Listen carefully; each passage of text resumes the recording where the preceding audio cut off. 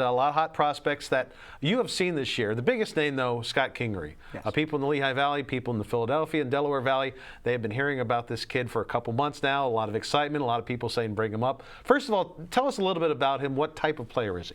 Well, for those of you who here in this area got a chance to, of course, watch Chase Utley all those years. He is very Chase Utley-esque. Wow. Also, a lot of similarities to Dustin Pedroia as well, too, just in preparation, maybe even size as well, too, and just the way he goes about playing the game all the time, and really a special player.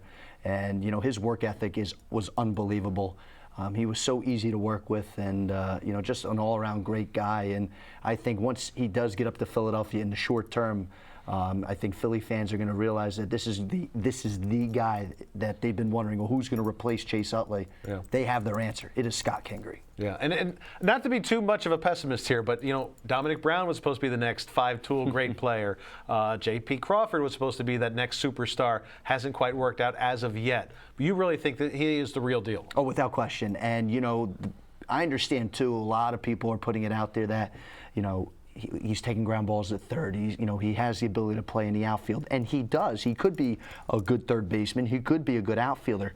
And at one time, he played shortstop when he was younger too. But to me, if the Phillies are going to best utilize his talents and best utilize his skills, why take away something that isn't broken?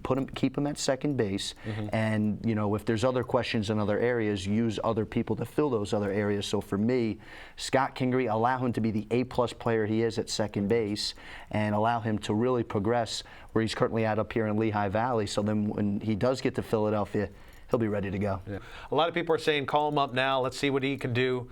Other people say he could be on the opening day roster of 2018 with the Phillies, even if he doesn't get a September call-up. So where do you think the timetable for him will be? Could he be on the opening day roster for 2018 in Philadelphia? I think he has that capability. I'm actually in the, I guess, maybe the not-so-popular crowd. Keep him in Lehigh Valley this year. You don't have to necessarily start his clock. And he's not a part of and the nice thing, too, is if you don't start his clock, you don't have to worry about protecting him either in regards to the Rule 5 draft. So that's what I mean. Why rush him in a sense? Allow him to get his licks at AAA. Allow him to finish out the season strong there, because some people think that it's a failure that if a player doesn't get up to the big leagues in a September call-up. I don't think that's the case all the time. Especially if the Iron Pigs are in the playoffs. Exactly, the Phillies like to keep them in that postseason atmosphere. And Chris, you saw it last year too with us in Reading. People were clamoring for Rhys Hoskins and Dylan Cousins to get up here to Lehigh Valley. And you know what? The Phillies stood their ground and said, you know what? Let's allow them to enjoy success at their certain level. I think fans at times, fans are extremely knowledgeable. What fans don't understand on this side of the realm is that when players are having success, the organization wants them to enjoy that success. But then when they have that failure, learn from that failure, and then going back to having that success before they allow them to move on.